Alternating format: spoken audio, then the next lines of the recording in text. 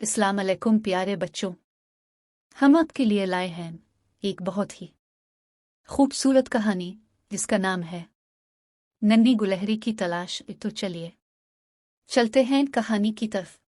एक दफा का जिक्र है, एक आरामदेह छोटे जंगल में सीमी नामी एक गुलहरी अपने खानदान की दूसरी गुलहरियों के साथ रहती थी। सीमी एक छोटी लेकिन मुतजस्सिस गुलहरी थी जो अक्सर जंगल की तलाश में रहती और नए दोस्त बनाना पसंद करती थी। एक धूप वाली सुबह सीमी जल्दी बेदार हुई और एडवेंचर पर जाने का फैसला किया।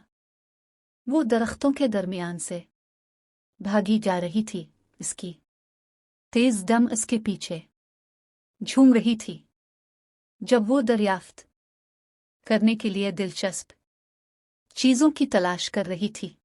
जब वो एक शाख से दूसरी शाख तक जा रही थी, सीमी ने एक रंगीन तितली को फड़फड़ाते हुए देखा।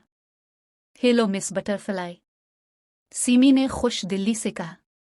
तितली घूमती हुई सीमी की नाक पर आकर उसे अपने नाजुक परों से गुदगुदी करती रही। सीमी ने कहकहा लगाया और अपना सफर जारी रखा।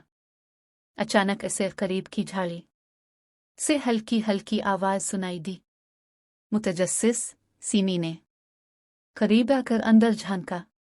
हैरत की बात यह है कि इसने झाड़ी के अंदर खरगोशों का एक खानदान छुपा हुआ पाया। हेलो छोटे खरगोश, सीमी ने चौंक कर कहा। खरगोश बाहर निकले।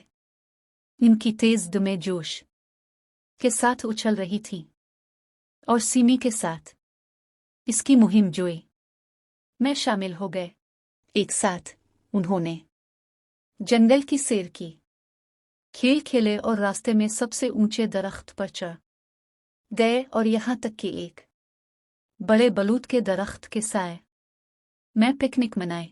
जैसे ही सूरज गुरूब होने लगा, सीमी को एहसास हुआ कि घर वापस जाने का वक्त हो गया है।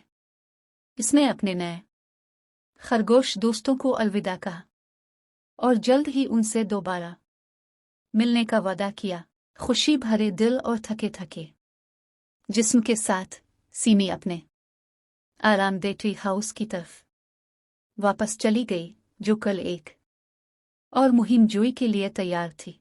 और यूं नन्ही गुलहरी की मुहिम जोई अपने इख्तिताम को पहुंची, लेकिन इसकी बनाई हुई यादें और जो दोस्त इससे मिले वो हमेशा इसके साथ रहेंगे।